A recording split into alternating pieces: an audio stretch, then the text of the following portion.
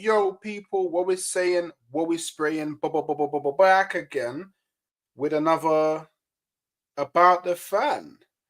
Sorry for the lagging, people. I don't know why I'm lagging. Hopefully the camera will sort itself out as we go along. But today I am here with our... Oh, that is super laggy, isn't it? All right. Let's sort this out really quickly before we go. Boom. That should be a lot better.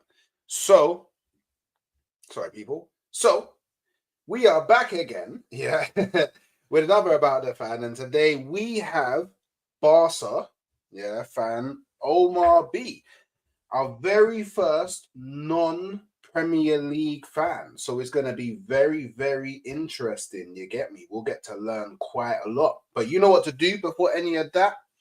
Throw the kunai on the like button. Let's get these likes as high as possible. Yeah.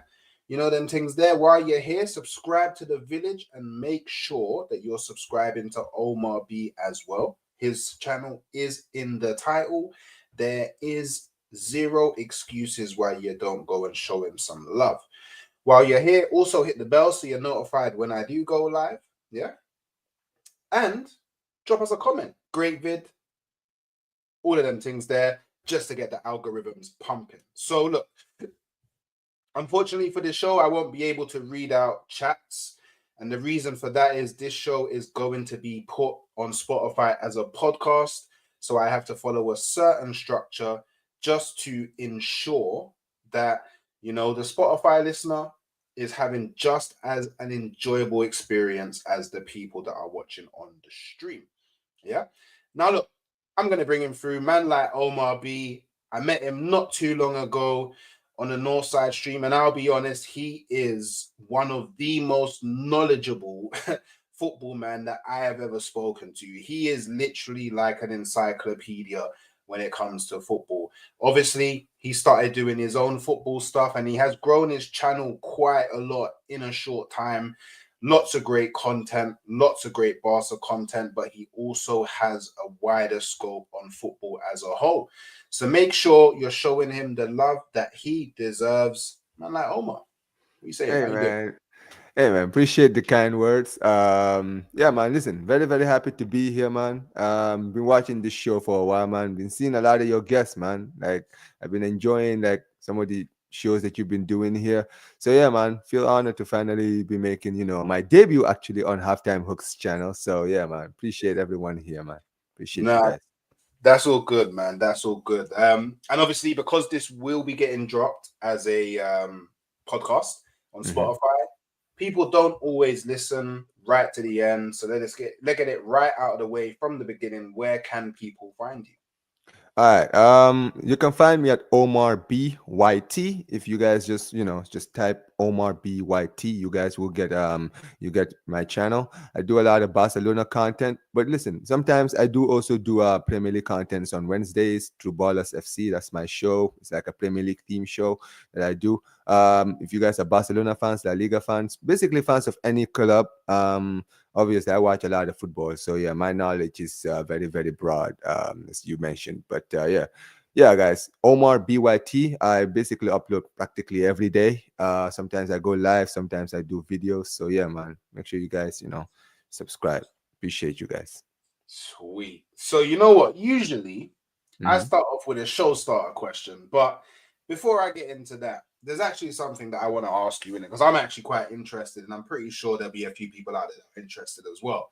So, what's it like being a fan of a club that play in La Liga? What would Mhm. you say are the differences, if there are any, to being a fan of a Premier League club? Expectations. If you look at like the way Spanish fans, specifically the big two, Barcelona and Real Madrid, the way they kind of look at their club, they're very they kind of look at the here and now. They are fans who are very demanding. You understand what I'm saying, right? And the difference is that in like for like Premier League clubs where you've got owners who basically run everything and they basically can make the decision of however they want to run the club. when you are in Spain, especially Barcelona, Real Madrid, they have presidents, and those people have to kind of do what is necessary to keep the club afloat. That's why you've noticed throughout the decades, right? You've seen clubs go up and down, but when you look at Barcelona, Madrid, yes, they have their moments when they are, they have kind of their purple patches where they're like, on a dip, but you always know they will come back eventually. And the reason for that is the fan base, right? When things are not going well, someone always has to be punished. And basically, that is how things go until things are back to normal. And also, the idea of like processes and stuff, like, how basically at Arsenal, just the process, the process and all this stuff. Now, that does exist only for a certain amount of time. And the fans are very demanding.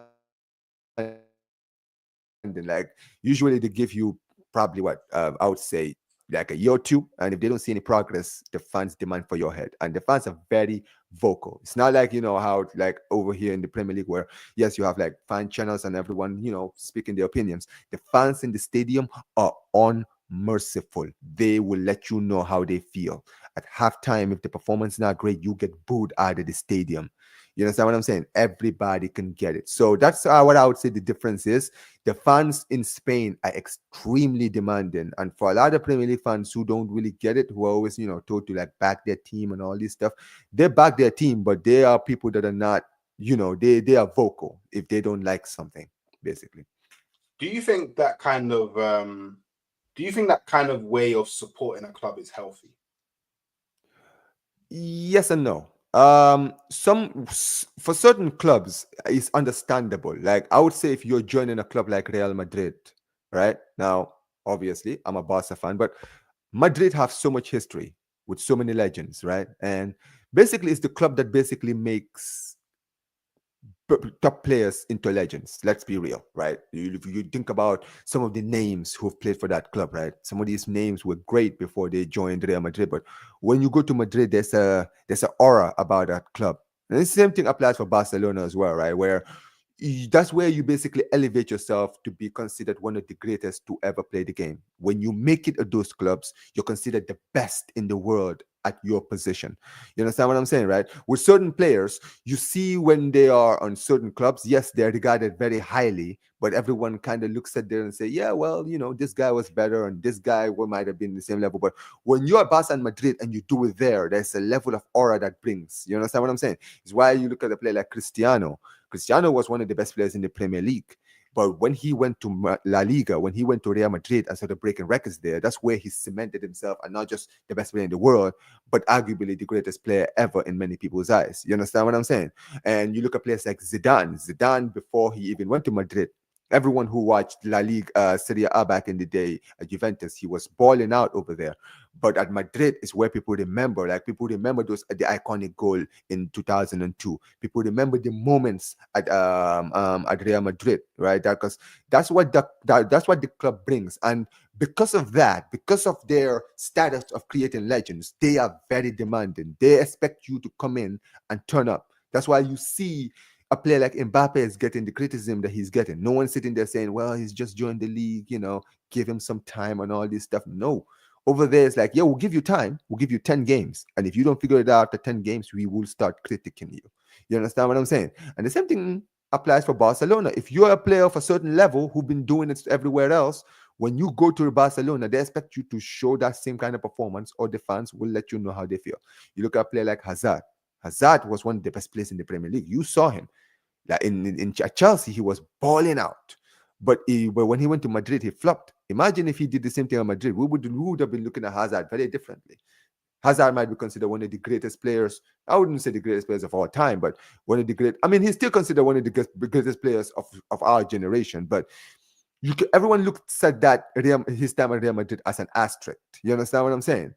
And yeah, basically. But listen, at the end of the day, I understand it because I am a La Liga fan, right?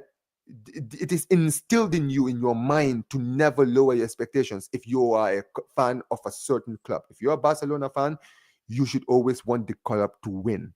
You understand what I'm saying, right? That is a requirement. You can't go 2 years without winning trophies. That is not something that's unheard of for a Barcelona fan. So, and the same thing applies for Real Madrid as well. You can't go trophyless. You've seen at Real Madrid, if a manager, whoever you are, you go trophyless for a season, you get sacked. Doesn't matter who you are, what your criteria, or what you've done in football. Same thing applies with Barcelona. You don't win anything, you're gone. Doesn't matter who you are.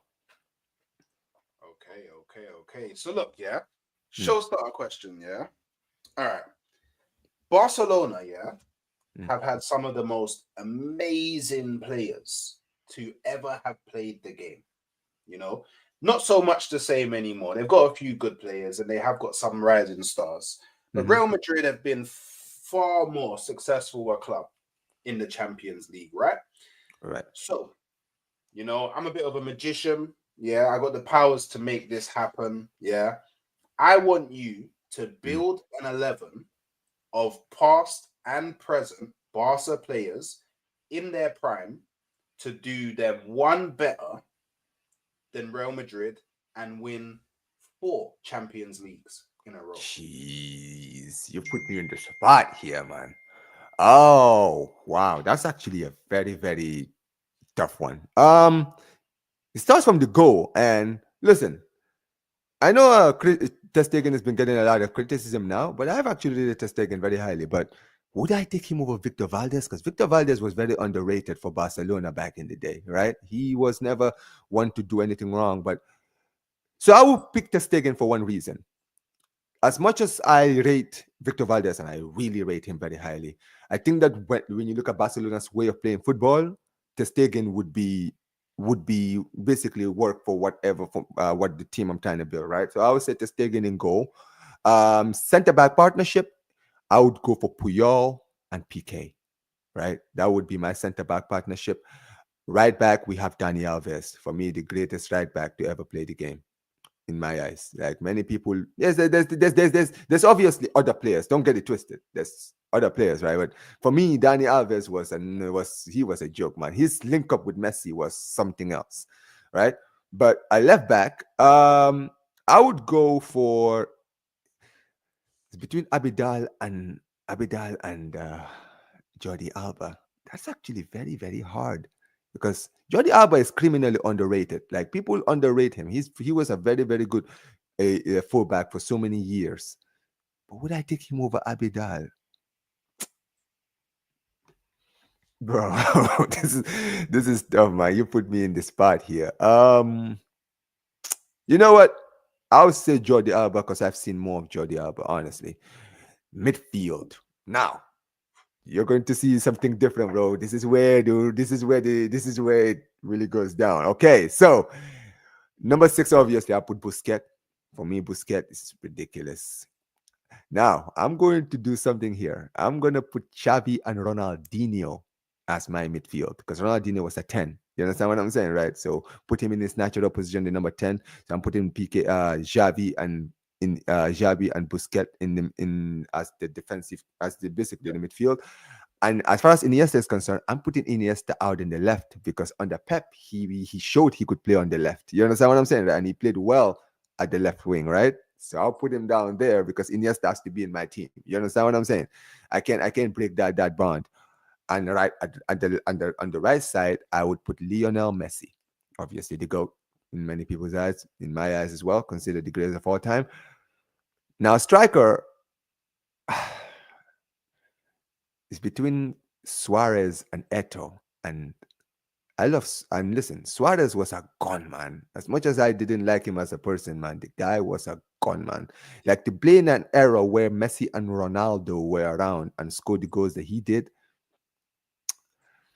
I might just have to pick him as much as I hate to do it, man, because I love Eto, man. Eto was my favorite player, but Prime Suarez was another level, bro. Prime Suarez outscored Messi and Ronaldo. You understand what I'm saying? Like, because you think about Messi and Ronaldo, right, in their era, like these guys would score like 50, 60 goals a season in their primes. You understand what I'm saying, right? And then this brother in his prime outscored them. You understand what I'm saying? As much as I did Eto very highly, you understand what I'm saying, right? Would Prime Eto outscore Prime Messi and Prime Messi and Ronaldo in their prime? I don't. In What? in this day and age, I think Premier 2 is scoring more goals than Suarez, in my opinion, in this day and age. That's actually a very, very. You know what? I don't doubt it. I'm gonna be very honest, because like I said, Eto was a gunman, bro. Eto in his time, because you gotta remember the strikers that were playing in his era as well, right? He had so many dude. That was back in the day when like when we there was like every team like had a striker. You understand what I'm saying?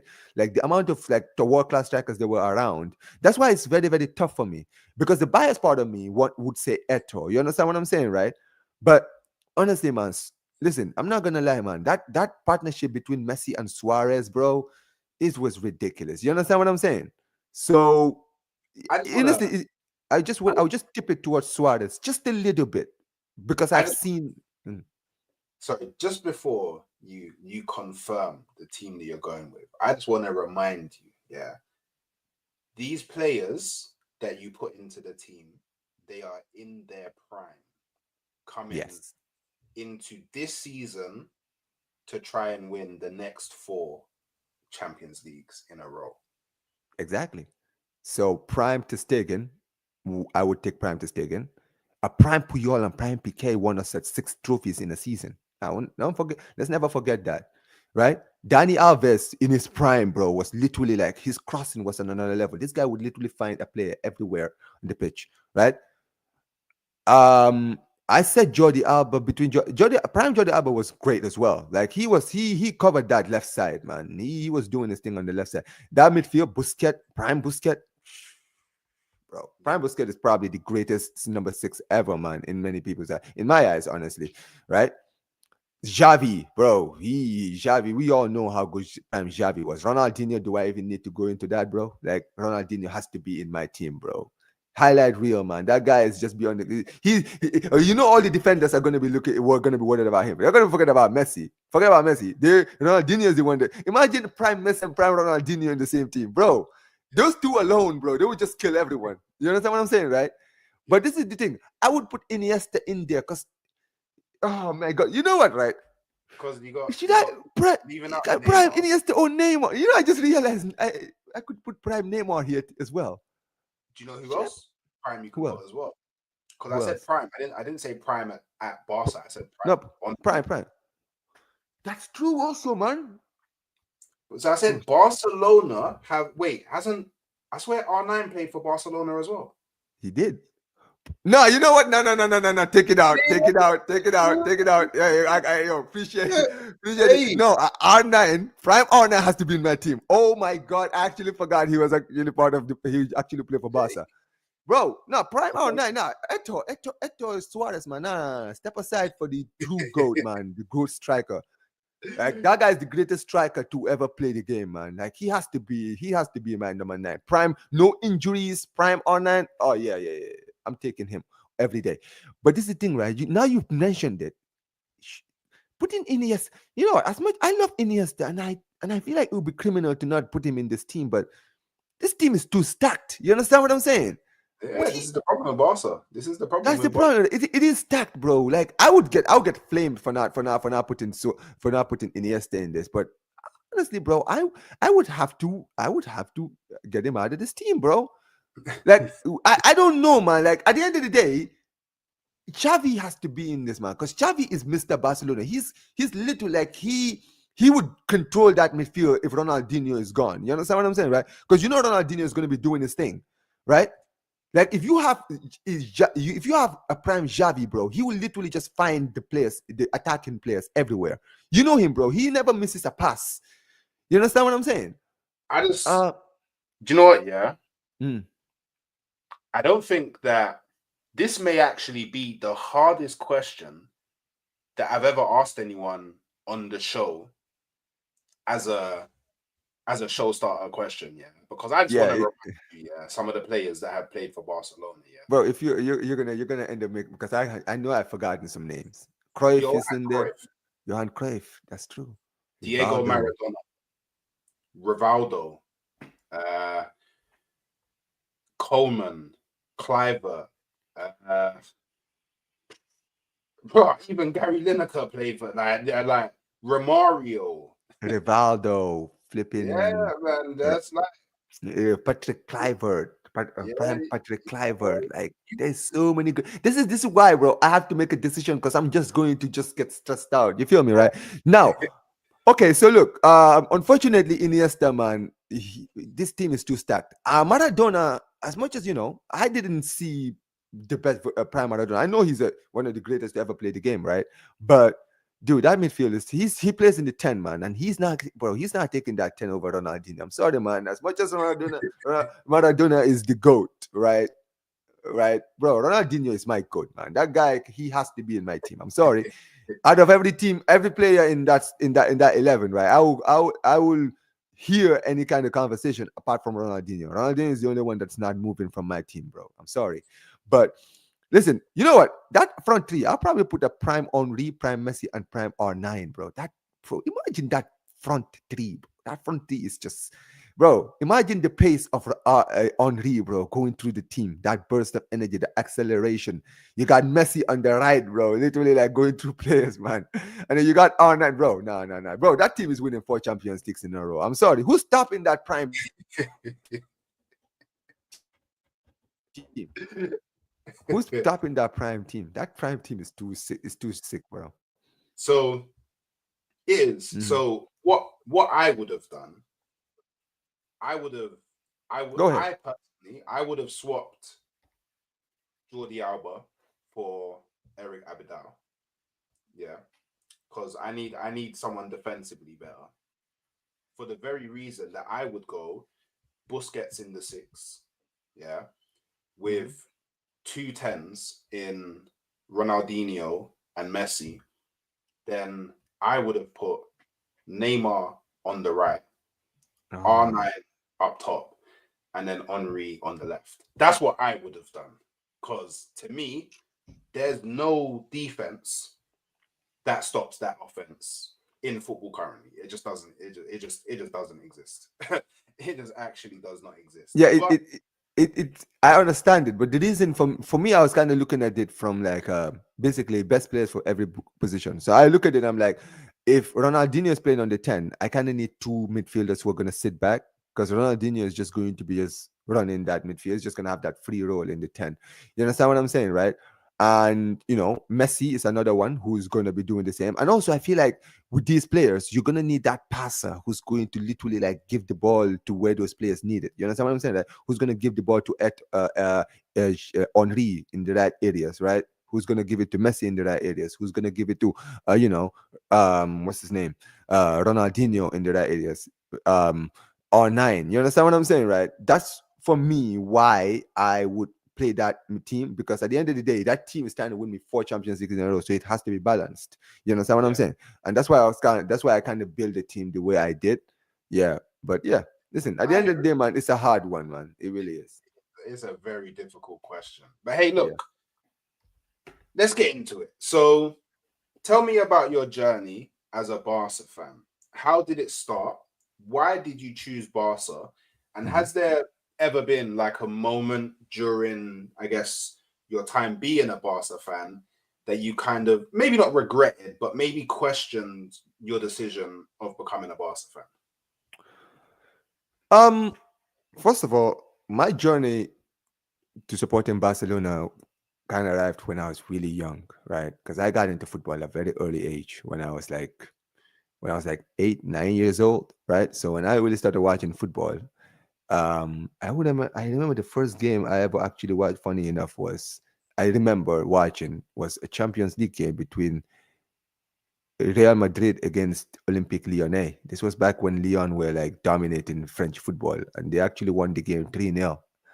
And but before that, I would say before that, the earliest memory was the 2005 Champions League final, that Milan versus Liverpool. I got a chance to watch that game live. Like I remember watching that game and I just became hooked into football, right? But I didn't have a team. And this story is actually going to be very crazy, right? I was just watching football for the sake of it. I didn't really have a team for so long, for like a whole year, right? And the 2005-06 Champions League season was actually the season when I was really watching football, right? And obviously, Liverpool was like the first team I watched, and after what they did in 05, I actually liked them. So I used to watch them in the Premier League all the time. And watching the Premier League is when I started seeing Arsenal, and I started seeing United and Chelsea, because Chelsea are like guys like Drogba, like Lampard. You guys had like Henri, Lumberg in the team, Perez and all those guys. Liverpool had Gerrard, Alonso, all of those players. You understand what I'm saying? So there was a lot of good players, and I was watching the Premier League. When I was watching the Champions League, that's when I started watching Barcelona, and I specifically started seeing Ronaldinho on the pitch. And Ronaldinho, and the moment I saw Ronaldinho play, bro, I instantly got hooked, bro. I was just watching him. I didn't even care about the team. I was just watching him. You understand what I'm saying, right? He was just a highlight reel. You understand what I'm saying? And that year in the Champions League, I was watching two teams specifically, Barcelona and Arsenal. And I remember watching you guys in the Champions League, that famous game against Madrid. That first half where you guys got dominated by Madrid. Madrid were dominating the first half. And then literally second half started and Henry just went through the whole team and scored. And dude, that was a sick goal. I was like, yo, these guys did nothing, and Henry out of nowhere just took the ball and just, yeah, he's like, fine, I'll do it myself. He went to the whole team and scored the goal. And I remember that same time, Chelsea were playing against Barca, and I remember that game was crazy, man. Like there was a lot of fouls, crazy stuff. But we ended up winning against Chelsea at the Stamford Bridge. We ended up drawing them in the away leg at home, 1-1. And I remember that same time you guys also drew at home at Highbury against Real Madrid and knocked them out. And you guys played Juventus, I think, in the quarterfinals, and we played Benfica in the next round.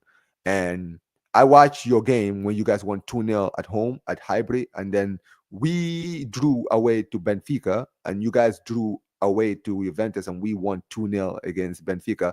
So in the semifinals, it was Milan against. So the two teams I was watching were actually doing well, right?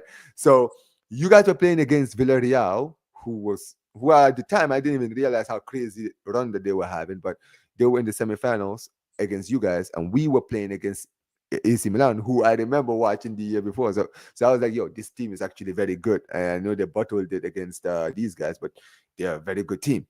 And when we played them, that first leg, we beat them 1-0 at the San Siro. Ludovic Giulia with the goal. And basically, you guys won your game. So it was Arsenal against Barca in the Champions League final. And I knew at that moment, whoever won that Champions League would be the team I would support, because I loved watching you both. But I was like, yeah, I didn't want to support both teams. I don't want to be supporting two teams, right? And obviously, I used to like Henry at Arsenal, right? That's why I actually was watching you guys a lot. And Ronaldinho was my favorite player at Barcelona. So watching that Champions League final, like, obviously you remember it more than I do, but the moments, right? You guys getting Lehman getting sent off very early, and also I also remember that run. You guys didn't actually concede a goal in the whole like knockout round. So I was like, yo, when you guys scored early, I actually thought you guys were gonna win, because I was like, yo, I haven't seen this team concede a goal throughout this tournament. I haven't seen you guys. We got cheated. Man. Dude, I'm not gonna lie, right? Obviously, I was too young. Now that I'm much older, I've watched the game back. I was like, yeah, this Arsenal fans, bro, they're still talking about that equalizing goal by Eto to this day, bro. But the funny thing is, right, it's kind of, what's crazy is, if you actually, because I'm sure you went back and watched the game, you guys should have finished off that game so many times. Henry had so many chances to make the game 2-0, and he messed it up. And even like, it's funny because a few years later, Giovanni Van Bronckhorst, who funny enough played for both of our clubs, he was playing for Barca at the time, and he even said, bro, they didn't like that when you guys were 1-0 up, right? You guys were like so comfortable, like we could not break you guys down. And he said, yo, these guys, if they had scored the second, we would have given up, because we didn't look like, it didn't seem like we were going to get back in the game the way they were playing. Yeah. And the funny thing is, he said Henry had so many chances to score. If he had put away one of those chances, that would have been it. Arsenal would have won the Champions League that season, because they were almost ready to give up. In fact, that equalizer is where everything changed. The shift changed. Do you understand what I'm saying? And obviously, we scored when they scored that equalizer, and Eto scored it. And I used to love Eto because I watched him in the AFCON, right? So when Eto scored, I literally celebrated, like, because I celebrated crazy. And then they came back and they won the game. And from that moment on, bro, I became a Barca fan. I was like, yeah, this is my team. And obviously, Ronaldinho was a big part of it. But as I grew to watch La Liga and watch Barcelona, I became attached to them. And a year later, funny enough, Henry, who actually was my favorite player at Arsenal, joined Barcelona. So I was like, yo, I knew I made the right decision joining supporting Barca, because now my favorite player in the Premier League has actually joined us now.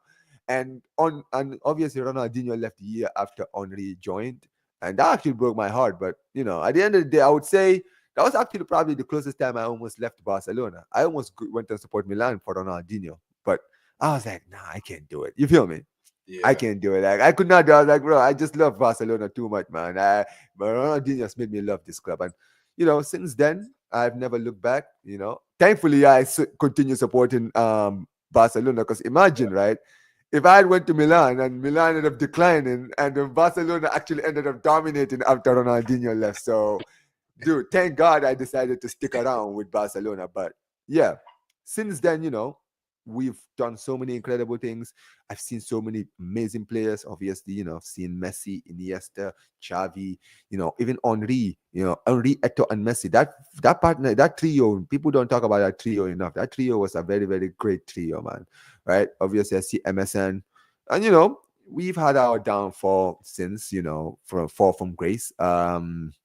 At the end of the day, things kind of didn't go well for us in the past few seasons. But listen, at the end of the day, man, I'm still here, still supporting, and looks like, we're slowly rebuilding. And even though today, they pissed me off today, but, at the end of the day, it is what it is, man. It's just one of those, isn't it? yeah. You definitely have your ups and your downs being a fan. I know that all too well, and I'm a big believer that that Barcelona Arsenal final in the Champions League was a very pivotal moment in Arsenal's kind of life cycle as a club. Because I feel if we go on to win that Champions League, we don't see the Arsenal that we're currently seeing right now. Do you know what I mean? I feel like we're seeing a completely different Arsenal. I feel we go on to dominate the league. I feel Mm-hmm. we go on to dominate the Champions League. I feel we end up spending money. I feel like so many different things happen if we just win that Champions League. That's why I've always got like a not hatred, but like a tiny bit of just like in my heart, like Barca screwed us, man. Like Barca screwed us, man, because we never should have got that red card. And even though we got that Nah, red you card, should but no, no, no. That car was warranted. What was Lehman thinking? Because if you think about it, he wasn't even the last man. What's his name was closer. What's his name? Who was the player near him? Because remember, if to be fair, this is a funny thing, right? If you remember the tackle, right? When he committed the tackle, Ludovic Julie actually ended up finishing the goal. He actually put it in the net, and which means that it would have counted as a goal, because technically, if the foul wasn't given, right? So let's say the referee decided to continue with the play, the ball would have landed straight to Ludovic Julie, who actually, funny enough, put it in the net, but the referee blew the whistle. You understand what I'm saying? And sent Lemon off. I would say this, right?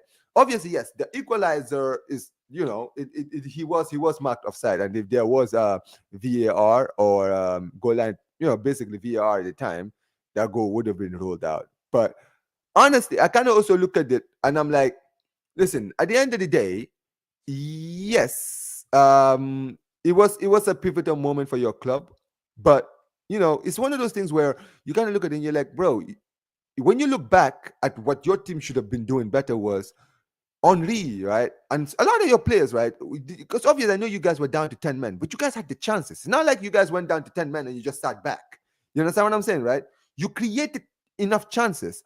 All right. And like I said, we were not in the game for a lot of the game. It's not like we were trying to equalize the whole time and we were pressuring you. We just went to the run of play and equalized. You understand what I'm saying, right? And that equalizer, I don't know, it was like a shell shock for you guys, because once we equalized, we went in and scored like 2 minutes later, the second goal. But I will also say this, right? I look at the basically your downfall since those pivotal moments, and I kind of look at it and I'm like, the big mistakes for me that I feel like Arsenal made is that you guys were so quick to get rid of the players that you guys had then. You understand what I'm saying, right? yeah, I'm not saying that I do believe that yes, some of them should have gone, like they're gone past their time, but I believe that there were some of them who were still good enough to do a job. You understand what I'm saying, right? That should have still been kept for a little bit. You understand what I'm saying? But I kind of look at it and I say, you know, I feel like a part of it also, you guys kind of shut yourself in the foot with a lot of the stuff, this business you guys were making at the time. Because here's the thing, it's not like, you guys had so many great players even after that Champions League, right? You think about players that you guys honored, like the Adebayos, like the Nasris, like the Halebs, all of these players. You just kept on selling your players at some point, and not only selling them, you were selling them to your direct rivals. And that was where I was lying and looking at it. I'm like, that's where I feel like a lot of people kind of stop that fear factor of Arsenal started going away in the eyes of many of your rival fans when they started seeing, your best players going to your biggest rivals. Your rivals start looking at you thinking, yeah, why are you selling us your best players? Your best players are actually looking at us as a bigger, basically a better move. That's not what you want to be known for. You understand what I'm saying, right? So I kind of look at it and I'm like, listen, at the end of the day, you guys were not far off. It's not, I kind of look at it and I'm like, your downfall, unfortunately, a part of it is also on Wenger and basically the club. You understand what I'm saying, right? Because they tried to basically make it about, oh yeah, we have to pay the stadium and all these stuff. But then you went 10 years without winning a trophy. What is it, 10 or 8 years? I don't want to get it wrong. How many? I think it was 9. I think it was 9. 9 years. 9 years Yeah. without a trophy. There's no excuse for a club of Arsenal's level, right? Arsenal's stature to be going that long without winning a trophy. You Yeah. understand what I'm saying, right? And for me, that's where I feel like you guys kind of lost your fear factor. The fact that you guys were just so happy to just, basically, I feel like, and this is why I always go sometimes at your fans' hooks, right? Because you see this thing, right? This is what basically the cronkies and the people who run your club have been doing for years, right? They basically make the excuse so that the fans can basically take it and basically hold on to it and say, this is the reason why we are now where we're supposed to be. Where instead of doing what you should be doing, which is that you should be coming out and actually calling out the owners and saying, listen, enough of this. 1 year was good, fine. 2, 3, 4, 5 years, nah, enough. You understand what I'm saying? That we're not hearing this. How long until this stadium needs to be paid? Like, this whole thing is ridiculous. You understand what I'm saying, right? And for so long, the fans were very quiet, yet until it got to a point where it was getting worse and worse and worse. And for so long, you guys were basically holding on to the Champions League place as like that salvation for the season until I got to a point where it wasn't good enough and you guys Yeah. fell off the Champions League. And that was where everything kind of just went downhill. You understand what I'm saying, right? Everyone was just going crazy. And then Wenger had to leave. And it took you guys a while, but listen, you guys are relatively coming back. But I kind of look at the same issues now where I'm like, your fan base need to, you should be happy, but also you should demand, because you've gone for so long without a trophy, without being basically where you're supposed to be. Not even trophies, but basically, you know where your club used to be. You know what your club is. You know the history of your club. You should be getting to a point now where you should say, as a fan, I have been supporting this club for so long, and I've been patient. I've been very patient. I've given this club so much time to rebuild. And now we are now at the point now where we look like we are relevant again. We are almost at the point of relevancy. You understand what I'm saying? Right? It is time for us to capitalize now and actually make ourselves feared again. It's kind of like Liverpool, because Liverpool, it took them years, but guess what? Liverpool came back. This is your moment. You understand what I'm saying? This is Arsenal's moment to go through what Liverpool went through, where it's time for us to start going like this. And the only way to do that is to demand more. Look at the season and say, okay, we finished second, okay? We were comfortably in the lead, but we ended up bottling it. Okay, so why is that? Where do we need to fix? Let's go out and actually deal with the issues, right? None of these excuses of, oh, we were just unlucky, or these players, or signing players who you're looking at and you're saying, okay, these players didn't do well here, but maybe they will do well for us. No, you should be striving to going out to get the best players in the best positions. You understand what I'm saying, right? Not just gambling on the idea of maybe they might come good. Because gambling, listen, at the end of the day, you've seen it this season, right? Guys like Sterling coming to your club was a gamble. He wasn't doing well at Chelsea, but he was a gamble. It's a gamble that hasn't worked out. You understand what I'm saying, right? Kai Havertz has been at your club, right? A lot of Chelsea fans were very happy to see him go, right? Yes, he's coming, he's done well. You understand what I'm saying, right? But I kind of look at it and I'm like, listen, at the end of the day, you guys spend a lot of money on him. It's what, 60 million? You understand what I'm saying, right? When you look at players like, I don't know, like a Gyökeres, right? Gyökeres is currently the player that everyone is talking about, right? A player like that kind of brings confidence to not just the fan base, but to the club. You understand what I'm saying, right? They're looking at this player and saying, here's a player who has been doing so well, right, in another league. You understand what I'm saying? But he has a lot of stock in his name, right? Whereas I feel like the club, when they hired Ateta, they tried to do what they tried to do with Wenger, which is trust the process. And what the trust the process idea was that we're trying to rebuild, give us time. But they never specified how much time they should give you. You should give them, right? And as a result, the fans are sitting there saying, yeah, trust the process. Just give him time. Just give him time. Okay, what point is it time to deliver? You understand what I'm saying? So yeah. Yeah, no, I hear it. I hear it. I hear it. So look, obviously, I know because I had to ask you, but maybe people out there in the world don't know. Your two favorite footballers of all time for Barcelona are Ronaldinho and Messi. Why is that? Ronaldinho, because he's the GOAT. Ronaldinho was the only footballer. I've said it. Ronaldinho is one of a kind. Ronaldinho was the only footballer who, bro, you paid money to the stadium not to watch the team win, just to watch him play. He's a rare breed. You understand what I'm saying, right? He was a rare breed. Like, I would pay money to just go and watch Ronaldinho. I don't even care about the result. You understand what I'm saying, right? Like, today we watch football because we want to see our team perform. And I still want my team to win. But I always say this about Ronaldinho. Ronaldinho was never the thing where Ronaldinho was the embodiment of entertainment. This brother never went to a game and was locked up in a game. You knew when Ronaldinho was on the pitch, you were going to be entertained. It didn't matter, man.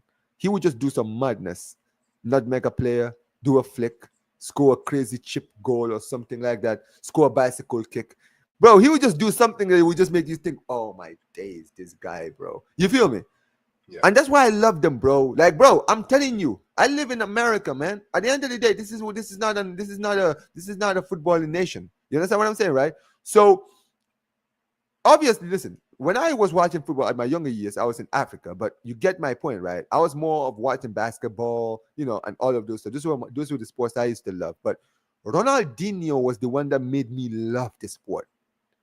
And that is why, Hooks, it's very hard for me to take a lot of these new generation ballers seriously. The idea of calling someone a baller is something I take very personal, because I'm like, listen, I've seen ballers. When you have watched football for so long and you've seen so many great players, you know what a baller looks like. You understand what I'm saying, right? And you're like, you can be quality. Just because you're quality doesn't mean you're a baller. There's a difference. You can be a quality player and not be a baller. You understand what I'm saying, right? I look at a player like Dennis Bergkamp. Dennis Bergkamp was a baller. That guy's touch. Like, Hooks, Baller. I want you to understand, right? There are some things, right, you can't teach a footballer, bro. Yeah. You cannot teach a kid, bro. You understand what I'm saying? You either have it or you don't. Ronaldinho, 2 days ago, in the Legends game for Barcelona, scored a goal at the age of 42, top bins it. Yeah, pre-kick. You don't teach that, bro. That is, like, do you think this guy is still training? Do you think this guy, I mean, I'm sure he still plays football when he can, but do you think he's still training as much as a lot of footballers are today? No. No way. Absolutely not. But guess what, bro? Class is permanent, bro. Form is temporary. Class is permanent. You don't lose that. I've seen pictures of what's his name, Berbatov, on the ball, holding orange, right, doing keep me ups with oranges. I'm like, yo, this is my point. Control, man. Like, ball control is ridiculous. Elite. Yeah. Like, if Dennis Bergkamp today, right? If you give Dennis Bergkamp a flip, an apple, and said, yo, can you juggle this, bro? He would juggle it in front of you, man. I'm telling you, man. That thing doesn't leave you. It doesn't leave you. And that's what I'm saying. Same thing applies with Messi. You understand what I'm saying? Right? Messi was just, bro, prime Messi was, I mean, listen, even after prime Messi, peak Messi, bro. You understand what I'm saying? Like, bro, at the end of the day, Messi is just a joke. Like, bro, sometimes you just watch football and you're like, bro, like, dude, Messi has scored goals where even science, bro, has to sometimes teach. Bro, I still remember one time this scientist was literally like analyzing one of Messi's goals. Remember the goal he scored against Bilbao? Yeah. In the Copa del Rey final, bro. Dude, they were doing an analysis of the goal. I'm like, bro, this is how you know this guy is an alien. This guy literally scored a goal that they said, they were like, yo, if this guy, I remember the scientist was like analyzing like where Messi kicked the ball, and he said if he had missed the ball by even a tiny little inch, that goal would that the goal he would have missed the goal. I was like, yo, this guy is a joke. This guy literally kicked the ball in the right area, bro. Right area, bro. Like they were talking about you saw like bro, they said like he missed it by an inch. If he had missed it by an inch, he would have missed the goal. I'm like, yo, you don't teach that, bro. That is just something else, man. That is ridiculous. Fine But margins, that's isn't it? I'm telling you, and this is why Hooks, right? I swear to God, right? Unfortunately, our generation, right?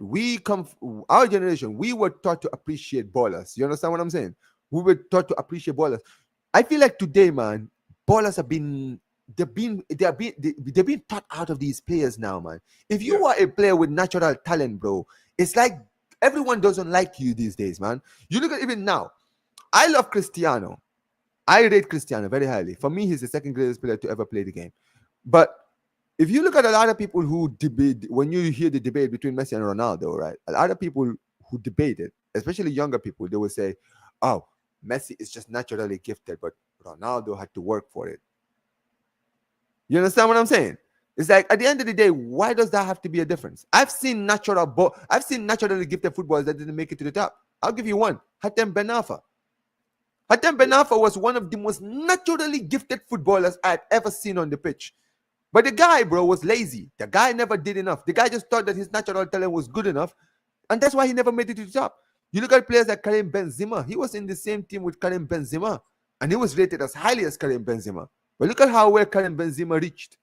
Yeah. Karim Benzema was serious, bro. Karim Benzema put his head down and actually committed to the game and played. Whereas Hatem Ben Arfa didn't put that kind of commitment. That's why in the end, he never reached the level that he could have reached, because he could have been one of the best players in the world if he took his game seriously, right? At the end of the day, even guys like Ronaldinho, their primes were Ronaldinho's prime was relatively short. Even though for years he was still doing his thing, still being entertaining as hell. But you look at like the era that he dominated. He dominated football for like 2-3 years, and then he just fell off, and then slowly he just went into obscurity. You understand what I'm saying? Right? And that's why for me, I've always looked at people, I'm like, listen, when it comes to especially the Messi and Ronaldo debate, there's a lot of reasons why you can say Ronaldo is better than Messi. But the idea of one is more hardworking than the other doesn't really count. Yeah, maybe Ronaldo is more hardworking than Messi. That doesn't mean that Messi didn't have to work to keep himself to where he is. You understand what I'm saying? Yeah. So at the end of the day, I've always said this. You look at even players like Jack Grealish. Jack Grealish was a baller, man, at Aston Villa. Absolute baller, man. One of the most entertaining players in the league. Goes to Pep Guardiola, and we know Pep. I've said this before, bro. If you're a baller, don't go to Pep Guardiola, bro. If you're a baller, I know this as a Barcelona fan. The only player in my entire life who ever actually balled out, who was a baller, was Lionel Messi. And the only reason that guy made it is because Messi was a special exception. Pep Guardiola didn't coach Messi. Pep Guardiola just gave Messi the ball and said, "Yeah, man, do whatever you want." Yeah. He wasn't coaching this guy. But every other baller that he's had, think about players like Götze. Götze, when he was at Dortmund, was one of the best players in the Bundesliga, bro. This guy was linked to you guys. I remember you guys were trying to sign him. Right? City were trying to sign him. Chelsea were trying to sign him. He was a player that was highly rated. He goes to Bayern Munich under Pep, and Pep ruins him after 2 seasons because he's playing him in every position apart from his natural position. Same thing applies with Grealish. Grealish is literally the English Götze, right? And even guys like Foden. Foden is a natural baller, but this is the thing with Foden, bro. Foden is limited under Pep. You understand what I'm saying? So that's why I'm telling you, man. Today's generation now, right? Managers now, they over tactic, they over the tactics, right? They overdo with the tactics, where they're literally telling players how to play, how to pass, how to shoot, how to make runs, how to literally dribble, how to cut inside. They're teaching them everything rather than just letting them just do their thing because they are good players. And as a result, these players are slowly losing their edge. Yeah, they really are. Yeah, no, they're 100%. But look, if I gave you the opportunity of having either prime Messi or prime Ronaldinho back in this current Barcelona team, which one are you choosing and why? Why, bro? Why would you do that to me, man? Bro, why would you do that to me? Oh my god. Oh my days, bro. Oh my god. Who would I take? Bro, I love Ronaldinho. I really love him, man. My favorite player of all time. But I'm sorry, man. I'm gonna take Prime Messi in this Barca team. This Barca team right here. Because you know why I would take Prime Messi? Prime Messi could do everything. Prime Messi, apart from defending, he could pass, he could We can't, shoot. can't head the ball. Can't head the ball. No, What? Can't head the ball. Not good enough. Yeah, he can hit the ball. He scored a few headers, but he's not scored enough headers. You understand what I'm saying? But one thing I will tell you about the thing is Ronaldinho, as much as I love him, right? Ronaldinho, what I know him more for is for being a human highlight reel. You understand what I'm saying, right? Yeah. He was a highlight reel. He was a guy who was entertaining. He was just someone that you just enjoyed watching. You understand what I'm saying, right? If I just want to enjoy watching football, I would pick him. But I would say with Messi in this Barca team, he would be not just the leader. You understand what I'm saying, right? And a player that the players would look up to, a player that would carry himself. Because as much as I love Ronaldinho as a player, Ronaldinho wasn't exactly someone that you'd model your personal life after. You understand what I'm saying, right? Whereas a player like Messi, he would be someone that would be respected in the locker room because he would carry himself in a certain way. You understand what I'm saying, right? Yeah. And the thing with Messi is, Messi is just incredible. You can play him in the 10 role and he will literally dictate everything that runs. And the thing with Messi is that we've seen when it comes to Prime Messi can make terrible teams look good. Like if you think about people, I've said it before. The reason why Barcelona's decline took so long is because we had the best version of Messi. You understand what I'm saying, right? If we didn't, think about it, right? Especially, I always say this. You remember in the 18-19 season when we lost 4-0 to Liverpool? Yeah. People look at our season. We won the league. We went to the Champions League semi-finals and we went to the Copa del Rey final, which we lost. But let me explain something to you. If you watch Barcelona that season, anyone who watched Barcelona that season will tell you that version of Messi. That's the reason why he won the Ballon d'Or over Van Dijk. People think that Van Dijk got robbed. Bro, you did not watch Messi that season. Messi was the reason why we had any kind of success that season. Him alone, he was literally carrying that team in his back, scoring crazy amounts of goals, assisting, crossing. Bro, his stats that season was a joke. You understand what I'm saying? He was absolutely balling out that season. That's why he edged it over Van Dijk, because he literally carried us. That Liverpool team was incredible. That won the Champions League was incredible, right? But there were so many great players who contributed to the success. Messi single-handedly was the reason why we even made it to a semi-finals. And you saw when they locked him up in that game at Anfield, we completely bottled it. Because the rest of the team were not good enough. They were not. You understand what I'm saying? When it was time for the rest of the players to step up, they didn't step up. Like they didn't step up the whole season. And that's why I'm telling you, with this team, this current Barca team, right, there will be moments, because this team is already good under Hansi Flick. If Messi was in this team, bro, imagine Messi, because we had the chance to bring back Messi. Even Messi now, if Messi was under this Hansi Flick team, bro, he would literally be killing it. Imagine how good we are now if Messi was there. Messi wouldn't be the guy scoring goals, but you know what Messi would be? He would be the dictator. Everything that would be running, like that front attack, the way we attack, especially in this current Barca team, he would be the one orchestrating everything. You understand what I'm saying? He would just be the orchestrator, like he was for Argentina when they were playing in the World Cup.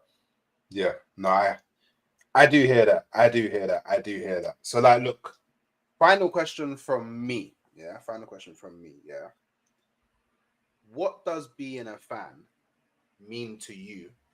And can you imagine a world without Barcelona? Jesus. Bro, football is everything to me. Being a football fan is everything to me. I want you to understand something, Hooks, right? You see, my whole life, I was never really blessed to be around people. How do I put it? I was never blessed with friends, like actual like friends who I was close with. You understand what I'm saying, right? when I was a kid, I had friends in school, but I they didn't. I never really hanged out with them. They lived around my neighborhood, but never did I. Never did they come to my house and have play games with me or stuff like that. I always felt like I was the one that had to go and approach them, and they didn't want to approach me. You understand what I'm saying, right? And because of that, at some point, I just felt alone. And thankfully, I got to see football.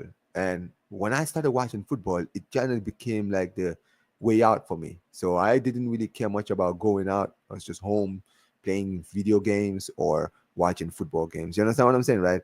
And in fact, that's why you see I have such a like a obsession when I talk about the game, because it's everything to me. It's everything. Like I love like I don't just watch the game. I analyze. It's not just something. It's not like something I do on purpose. It's just something like when I watch the game, I see everything. You understand what I'm saying, right? Because I'm so like invested in what I'm seeing, right? And for years, that's what being a football fan was to me. And being a Barcelona fan was everything, because watching players like Ronaldinho, players like Eto, players like Henri when I was a kid, right? Seeing guys like Iniesta Prime, Xavi, seeing Lionel Messi, bro, rise to the top in front of me, right? Seeing like the MSN era, right? Seeing that front three, right? Incredible, right? The style of football, the tiki taka, the entertaining style of football, especially when we had Pep, right? The way we used to like snuff teams out. You understand what I'm saying, right? We were so feared in Europe. It was it was everything to me. And tell you this, because I was never blessed to have any friends and I was very lonely. it kind of it took a toll on my mental health, especially when I came back to the US back in 2017, because I came back alone. You understand what I'm saying, right? Before, I had my family, so they used to make it a lot easier for me. But when I came back, I was alone. I didn't have any family members. I used to live with my uncles, with my aunts, and I love them, but I was struggling very, very much when I was living there. You understand what I'm saying, right? Um, it got very bad, Hooks. I'm not even gonna lie to you, man. Like, it got bad. Like, it got to a point where I was questioning life. You understand what I'm saying? I was questioning life. Like, I was at a point that even football wasn't doing it for me anymore. You understand what I'm saying, right? And the unfortunate thing is, when you live around people that don't really know you that well, they don't really see it. So sometimes, they will just see me, sad, alone, and they will just ignore me. You understand what I'm saying, right? Because for them, it's just, I'm just a gloomy guy, just, he's just bipolar and stuff like that. But that kind of way of doing things kind of made it worse for me. And it got to a point where, especially around 2018, right? I was in such a deep state of depression, Hooks, that I wasn't eating anymore, man. I wasn't eating. Like, I'd lost about 50 pounds, bro. You understand what I'm saying, right? And I was losing, and I'd look so skinny, bro. I once took a picture, and I put it on Facebook, and my mom saw the picture, and my mom thought I was ill, because he could literally see like my bones like on my neck coming out, and he was like, "Omar, are you ill? What's going on with you?" I said, "No, I'm good." You understand what I'm saying? And my mom kind of knew something was wrong, and she was worried about me. She was worried about me. She was sitting there saying, she was actually saying, she was telling my dad that she wanted me to come back to Gambia. You understand what I'm saying, right? To my family, because she was worried I was going to end up committing suicide. And to be honest with you, I was considering it at some point. You understand what I'm saying, right? But I kind of look at it, and this is a part that was actually very important. And as you and I were both religious, even though you're Christian and I'm a Muslim. you know Religion was actually something that really helped me, kind of overcome my depression, because in Islam, suicide is looked down upon very harshly. You understand what I'm saying, right? And at some point, when I really started getting serious about praying again, I kind of looked at it and said, "Listen, this is not what I want to do." You understand what I'm saying, right?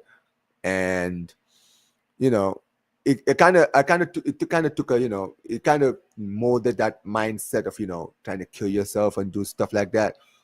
but it didn't change the fact that I was still depressed and alone. And you know, I still to this day, I'm telling you, Hooks, I don't even now, bro. I don't have any friends here. I've lived in America for 7 years.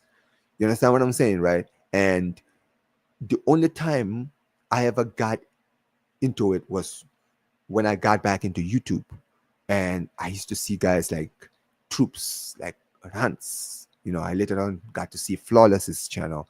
I got to see Lewis's channel. You understand what I'm saying? I got to see a lot of the content creators that you've even had in your channel, even Copish, right? I haven't really interacted with them, but I've been watching their channel for a long time. You understand what I'm saying, right? But around 2020, during the pandemic, I started watching YouTube.